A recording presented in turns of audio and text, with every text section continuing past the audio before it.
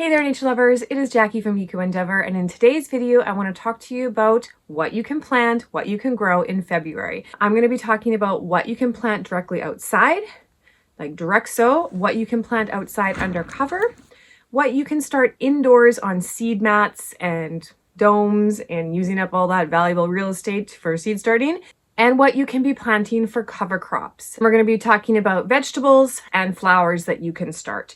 So the first thing that you can direct sow right outside, even on top of snow, are your wildflowers. Your wildflowers that are native to your area, this is a Pacific Northwest mix, they need cold stratification, so you can put them right in your snow, or if you have little snow like I do, just pull back the snow, throw them on the ground and cover them up, and that way you'll protect them from the birds, but they're going to be totally fine throwing them right on top of the snow. So that is all of your wildflowers. If you have a wildflower mix, I save a lot of my own seeds from my wildflowers. I did a whole video on how to save lupin if you'd like to watch that, but lupin is something else that I'm going to be spreading around my garden everywhere, as well as yarrow. So I did collect a whole bunch of my yarrow seeds. Now, where did they go? These are all yarrow. This is all yarrow here. So yarrow is an amazing cut flower. It's also very beneficial for insects. It attracts a lot of the good beneficial insects, and it's gorgeous. I love yarrow. So I have saved a whole bunch of yarrow from my plants from last year. I still have some seeds as well from West Coast Seeds, and I will be spreading this everywhere. It's deer resistant. The deer will not eat it. So it's great to just put outside in your boundaries to, for all those beneficial insects. So that is my very first thing that you can direct sow outside, any of your native wildflowers that need that cold stratification. Which another wildflower that's not quite native here, kind of like California poppy or just poppies in general, is another great flower to be sowing outside. You can sprinkle it on the snow, you can pull it back, plant it underneath the snow, or you can just direct sow and scatter it and press it into the ground. For wildflowers, poppies, lupins, yarrow, you could also do winter sowing methods where you get the milk jugs and you cut them in half and you bother with all of that. I don't drink a lot of milk, and if I do, I buy milk that's in the reusable glass jars. So I don't have those on hand, and to me it just seems like a lot of extra work. But if you live in a zone that has a winter for a very long time, then I guess it would be a good method for you. For me, it just seems like too much effort that I don't bother with it. Some of these that need the cold stratification, such as poppies, you could also plant them inside your fridge if you wanted to really make your life complicated and just have little trays in your fridge as well. But I have done that for my Caucasian spinach because I find it's really difficult to germinate Caucasian spinach. But I'm very, very selective of like what plants I'm going to put into my fridge and like take up that real estate, and poppies are just not one of them. They're just going to get scattered and thrown, and whatever grows, grows. Now, if you have a hoop house or a cold frame or any other side of that is covering your soil that is going to make that soil a little bit warmer than the outside temperatures, the next things you can plant are radishes, any of your Asian greens. I'm actually out of Bok Choi and Pac Choi, so I need to pick up some more of those because those I can be direct sowing into my hoop house right now. Most important thing is those 10 hours of sunlight. I will cover these with an extra layer of protection to help heat up that soil even more. We are really getting sunny days, so they're getting a lot of sunlight that does heat up that hoop house really well. But if you're worried about planting these, wait again till your temperatures warm up, or just add an extra layer of insulation for them. Arugula, I also really push my arugula. You can direct sow this, I find, for pretty much like mid-February to like forever for me. Now, February is also a great time to start getting your cover crops in place if you're wanting to help build your soil health before you plant out your like tomatoes or peppers. And the best things that I find for cover cropping are winter field peas. These things are amazing at building soil. These winter field peas grow really quickly. Peas are legumes, so they put nitrogen into your ground. So to get the best out of these cover crops, you're needing to like chop them and drop them before they go to seed, and then I can just cut them back or kill them by smothering them with more cardboard or trimming them down. They do kind of grow back after you trim them down because they just will. So you do have to kind of mix them into your ground for the best maximum use of like the biomass from them and the nitrogen fixing in their little nodules. My number one recommended cover crop, winter field peas. Broad beans are also really good to be sowing right now as a cover crop that you can get in, and you can eat those or you can cut them down when they're flowering for that nitrogen fixing properties. Those two are my favorite to grow.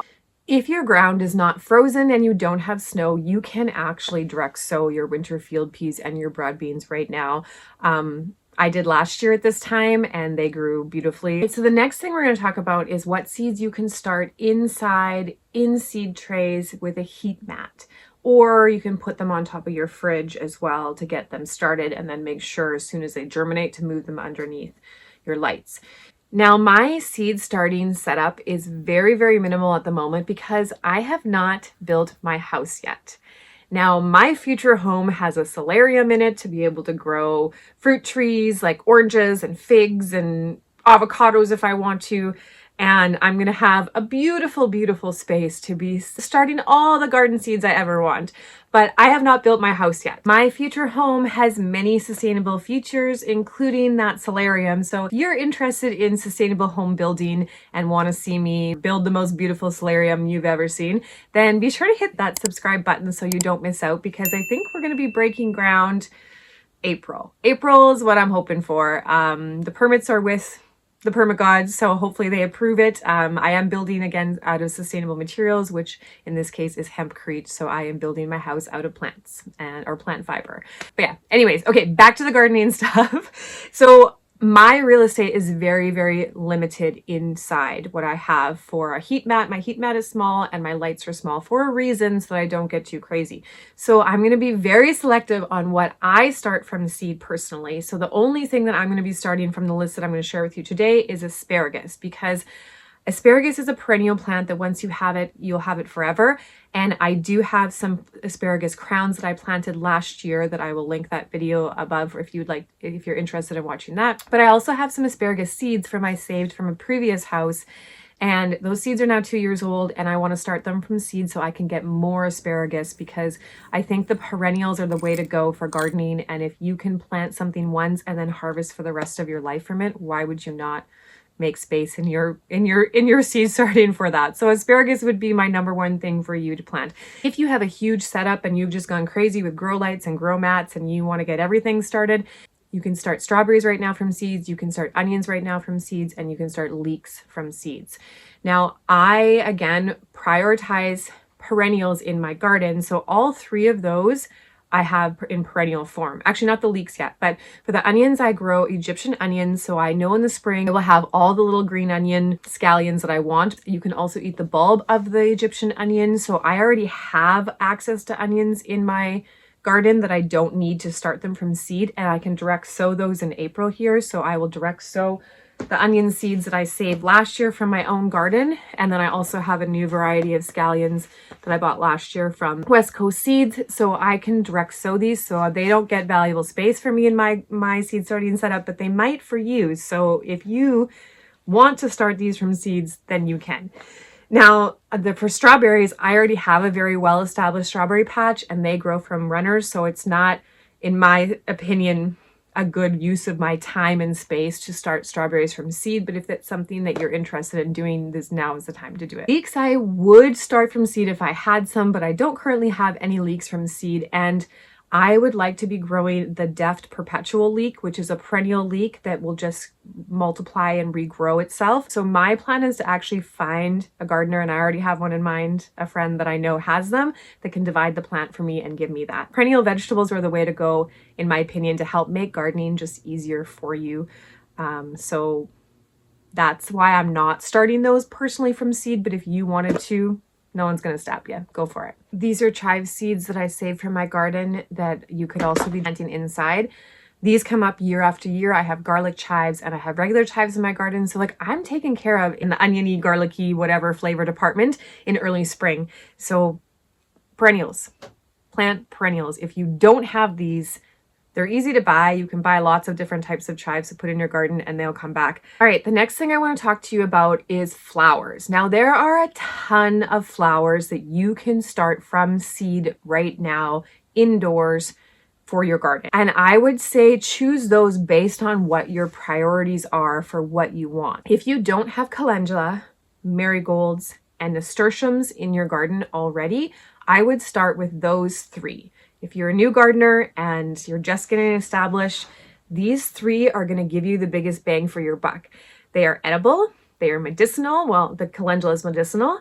They attract beneficial insects and they deter non-beneficial insects, and they also act as a trap crop. Marigolds will actually attract the slugs to them so that you can easily pick off those slugs, because they will be more attracted to the marigolds than anything else in your garden, like your vegetables. So they will trap those. You can go and take those slugs off. Their scent also deters a whole bunch of insects that you don't want in your garden. Same with the calendula, can also work as a trap crop for bad ones and deter bad ones as well. Those are my 3 flowers that if you have the space and want to start them indoors to get an early jump on them so that they're ready and growing and blooming when you put your other vegetable starts out to protect them, then those 3 definitely start from seed. If you already have those established in your garden, and hopefully you do, then the next ones you want to focus on is whatever other priority you have in the garden. For me, this year, I want to focus on more cut flower varieties. So I already have my Yarrow, I already have my Lupin as my wildflowers that are native and are beautiful cut flowers. So to add to those, this year I'm growing Snapdragons and sweet peas. I do have some sweet peas established in my garden from last year. I forgot to collect seeds from them, but I'm hoping they self-seed on their own because I did let them go to seed. So we'll see if these self-seed. Snapdragons are annuals usually, and they are beautiful cut flowers. And because my goal is to have bouquet cut flowers for June, early cut flowers, which is when my Yarrow should be blooming and when my Lupin should be blooming, I will start these from seed indoors, and by the time these have started to grow, they will be able to be off my heat mat and in a different location so that heat mat can be reserved for my tomatoes and peppers, which I will start in mid to late March. There are lots of other varieties of cut flower garden flowers that if you would like to have for bouquets, also start from seed. Another flower that I would like to grow from seed this year, and I will start them indoors, is Echinacea. And the reason that I've chose Echinacea, because I also have the goal of increasing medicinal plants in my garden, and Echinacea is one of those plants that I want to add for that reason. And they also work for cut flowers too. So designing a garden using permaculture principles is all about finding those stacking functions. Any flower or vegetable that is going to give you multiple purposes and uses is always a win in my book. So Echinacea deserves a spot because it can be cut flower, it's medicinal, it attracts pollinators, it looks pretty. I mean, it gets a spot. It gets some of my prime real estate. But that's it. That's all. The 3 flowers and the asparagus. That's what I'm starting from seed in February. And I hope this video has inspired you to figure out what exactly your garden goals are and what seeds deserve your time and effort, because not all of them do, in my opinion. Kind of a lazy gardener that I want nature to do most of the work for me. So anything that I can wait to direct sow is going to be better, in my opinion. But if I do want to push those blooms, like I want really early blooms, then yeah, I'll start those Snapdragons from seed. I just want to give you a little bonus tip as well. February is the time to be pruning your fruit trees and your berry bushes if you have fruit and berry bushes. And if you don't, you should probably plant a fruit tree this year. Maybe 2 for best pollination, and also some of those berry bushes. With these crazy trade wars going on that you just never know when Trump's going to start again, and with the inflation just continuously always seems to be going up, the best way to prepare yourself against that is to start growing your own food. An apple tree, 2 apple trees will give you amazing harvests that you will be able to use that for so many different things. Same with your berries. Berries are expensive. Grow your own. Grow your own. It's affordable. It's easy to do. You can propagate all of those berry bushes and just continuing to make more. But anyways, that's another topic for another day. Thanks for watching, and I'll see you guys in the next video. Bye.